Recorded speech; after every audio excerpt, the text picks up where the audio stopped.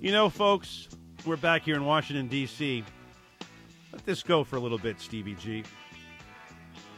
Our good friends at U2, of course, we take the Joshua Tree, the great cover band of U2, on the road with us in the Real Romney Tour, coming to a city near you, including our great friends in Ohio in October. But our good friend Bono, with the song Helter Skelter that the Beatles made.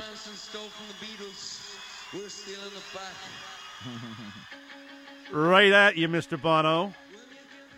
Well, Rush Limbaugh stole this song, and we are stealing it back because we got Ohio, we got their back, and we got one of their best. Our next guest, representing the 17th Congressional District, one day a senator, maybe governor. Representative Tim Ryan's in the house. Thank you, sir. Great to see you. Great to see you live and in person and in Washington, D.C. It's great. It's fantastic. You're an amazing man and an amazing member of Congress, and the people of Ohio are very, very lucky. And I know we have had Governor Strickland and Senator Sherrod Brown, both big fans of yours, and you come from a great delegation of people, Nina Turner and Dennis Kucinich and all who have been part of our shows in Cleveland and Columbus, and a shout out to ABQ in Cleveland and our good friend Dale Edwards and Gary and company and Tony Logan down there in the great city of Columbus at VKO. We have a lot of great patriots, and then we have a lot of numbskulls. Mainly the leadership of the Republican Party and those today who voted to repeal Obamacare and health care. I mean, this is insane. Yeah. I mean, we're trying to rebuild America, right, and these guys are trying to take health care away from the average American. Right. Well, to me, it's a very high level of immaturity. You hate to put it that way, but it really is what it is. This is the discussion that we've had. It's past Congress. It's the Republican-appointed Supreme Court Justice by George W. Bush said it's constitutional, and these guys are acting like none of that ever happened. And what has been really, I think, a positive for us is that as it's taking effect, this is very personal to people now. Yeah. I mean, we can tell from the emails we're getting in our office of a small business person who's saying, I used to lean Republican, but I've got this whole situation with my wife and me with our insurance and her pre-existing condition. I'm not leaning Republican anymore. And the woman that I met just outside of Youngstown, Ohio, a couple weeks ago, who said she paid $50,000 out of pocket because her daughter had juvenile diabetes. They couldn't get insurance because of a pre-existing condition. She worked at Kmart. Her husband worked on the railroad. Now, you want to talk about working-class people in Ohio got to come $50,000 out of pocket because their daughter got juvenile diabetes is inhumane. And I think we just need to keep saying that because story by story, family by family, they're recognizing that this is helping them. I mean, it is...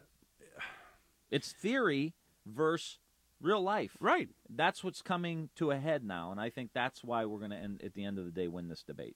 Because there are theory, he's a socialist, this is unconstitutional, he wasn't born in America, Obamacare, all this stuff. And here we are telling this woman, the Democrats are for you and your child to have health care.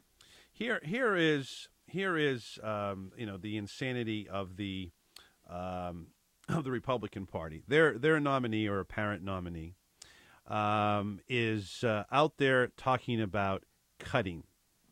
Mitt Romney, this is cut number 2, Stevie G. If our goal is jobs, we have to stop spending over $1 trillion more than we take in every year. And so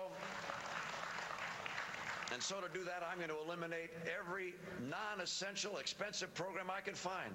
That includes Obamacare, and I'm going to work to reform and save.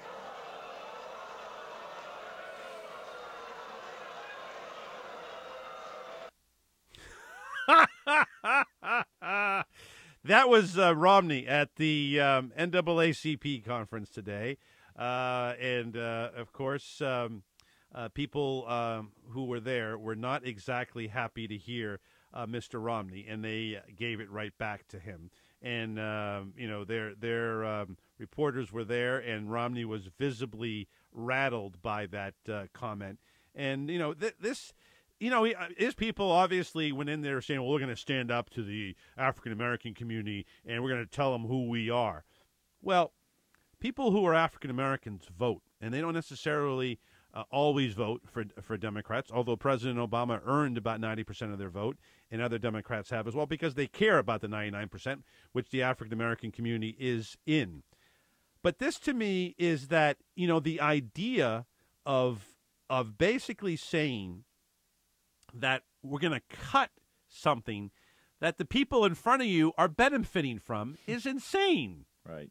Yeah. I mean, I think it's clear that he's trying to motivate his base and say, hey, look, I went into the lion's den and took these guys on, and I'm a strong leader and those kinds of things. But the reality of it is, I think it shows the difference between politics and actual good policies that are going to help people. I mean, really, you're going into a interest group or people in our country who will benefit from the health care reform bill. Pre-existing conditions, all of these things. Many African Americans will benefit from this bill. And to go in and try to score political points, I think shows where we are. John Boehner, it's not about that woman in Youngstown, Ohio. And I know where his district is. I bet there's thousands of people in his district that go bankrupt every day or every year because of health care costs, that get denied because of pre-existing conditions. And the glibly come out and say, oh, we're going to keep doing this. You're ignoring the basic humanity that we tried to bring to the system. It needs a lot of work. We're going to have to fix it. I'm sure it's not perfect, but my God, these guys are just playing politics, period. That's exactly the case. We're talking with our good friend, and it's so good to see him here in studio, Representative Tim Ryan of the great state of Ohio. And one of the things that is interesting here is that, I think Democrats have to do a better job in talking about how healthcare and the healthcare jobs are going to be there. And if we don't continue to have Obamacare, or the Affordable Care Act by its right name, then we're never going to be able, in my view, to have a full employment, the 4% that we all want. I mean, this is how I think the Obama administration, the Obama campaign, and the folks that are, in my view, around the country, running for Congress, running for re-election in your case, need to talk about that, in my view. This is all connected. No question. I mean, you're taking just the insurance companies have to spend 80% of what they take in on caring for patients, and if not, send a rebate like they're going to do in a month or two here. So that money's going to go back into care. So they're still going to make 20% profit, so that's a pretty good deal for most people. Most businesses don't make anywhere near those margins that the health insurance companies will make. So that money's got to go back. That means, like you said, investments back in. But then by bringing the cost down over time, that's more money that the small mom-and-pop manufacturer in Youngstown, Ohio, or Akron, Ohio, or Cleveland, Ohio, is going to have to pump back into their business, retrain their workers, buy new capital for new equipment, all of these things, a new facility, a new truck, a new this, a new that, a couple more hires, because they're going to reduce the level of healthcare costs that are burdening these businesses. And I will tell you, I have a friend who's a business owner, and someone said, this was during the healthcare debate, he said, you're for it? He says, yeah, I'm for it. He says, well, did you read the bill? He goes, no, I read my insurance statement every month. I know we need healthcare reform. That's common sense. It's common sense, and it's exactly the case. We're talking with great Representative Tim Ryan here from Ohio. The number to join is 866-338-9663. Let's go to the phones and bring in Michael, listening to us on WNN in Palm Beach, Florida. Michael, thank you for joining us. Thank you for waiting. I know you've been holding for a while. Your question for Representative Ryan. Good afternoon. Sure. Hey, good afternoon, Representative Ryan. Pleasure to speak with you. Good to hear you. Hey, there's a lot of discussion nationally about people, whether they should or shouldn't be showing ID when they show up to a poll to identify themselves. I still haven't been able to get my mind around the objections to asking somebody to properly identify themselves. Well, what we're talking about here is precedent, Michael. And in your state, and in places where you are, like Boca Raton, and I'll let the congressman address him, but I want to make it very clear. People have been voting in Florida who are 75 and 85 years of age using the same form of ID. Now that ALEC, the group sponsored by the Koch brothers, and folks like Governor Scott in Florida, and this has happened in Ohio and other places too, are requiring more. Why are they requiring more IDs when it was already there before? Is there this avalanche of evidence that shows that there are millions of voter fraud? No. In case of Pennsylvania, we were there yesterday, Michael, and we talked to both Governor Rendell, who was governor when the Attorney General is now the current governor, Mr. Corbett. He had opportunities to find voter fraud. He found zero in the 8 years as Attorney General. But Alec got to him, he got to Walker, they got to Scott, and they're out there to take votes away from African Americans, Latinos, women, college kids, and that's what this is all about. And the fact is, it's not about showing ID. Everybody has some form of identification, whether it's a birth certificate or a driver's license. In some cases, it's a telephone bill that shows the address of where they are. And the fact is, Michael, is that it is not. Let me finish, and I'll give you a chance to talk, and I'll have Representative Ryan answer your question as well. But the question is here is that it's not about IDs. That's how you want to frame it. That's how the Republicans want to frame it. But it's about taking away the opportunity of people to vote, and that will not happen in this country. 187,000 people in Philadelphia could be taken off the rolls because of greed, because of prejudice, and because of racism. And that, my friend, is not the American way. Representative Ryan. Go ahead, Michael, if you wanted to say something. Go ahead. Sure. No, I disagree, and I'm actually offended by the position that you think it's racism. Myself included believe that. I'm not saying that you're a racist, Michael. I'm saying that people who are. Go ahead. Well, you can't legally participate in the economy in any way, shape, or form without at least two forms of ID, whether it's to apply for a job, to get a driver's license, period, to open a bank account, to show up to the airport, to get on an airplane.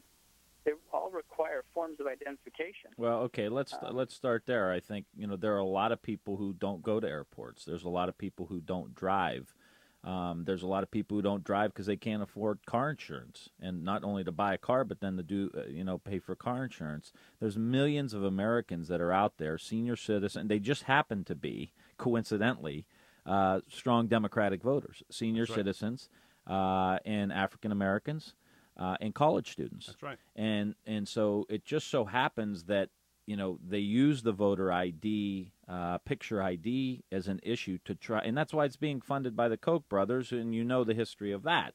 So this is all presuming that there is a problem to begin with. Exactly. There is absolutely no evidence in any part of this country that there has been voter fraud on a scale that is going to require some level of reform.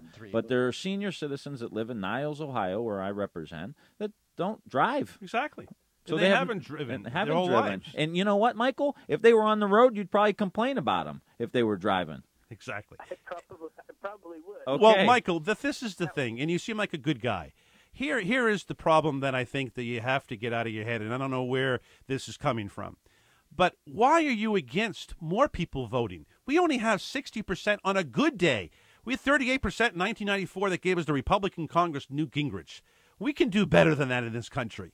And the fact is that when the Aussies and the French and others are doing 75, 80% turnout, and we're trying to take people off the rolls, that's not the right thinking, my friend. I don't think we could have done better than Gingrich. He did bring in and brought Bill Clinton along with him to bring a balanced budget. Okay. However, I disagree. That work was already done. 90% of that work was already done in the Clinton budget in 93. Michael, you prove my point of where your head is. I mean, if you think that Newt Gingrich is the end all, then I tell you, we will never agree. But I would just hope you, when we leave here, that you understand that more is better, and more people participating, whether they are white, brown, black, Asian, Native American, young or old, is much better than taking people off the rolls. And that's all I can tell you.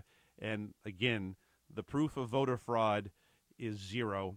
And people have been looking at it for years. So I just believe me, America will be better in this century and in the future if we're all voting. Thank you for the call. 866-338-9663. We got about a minute here, Representative. We can do better.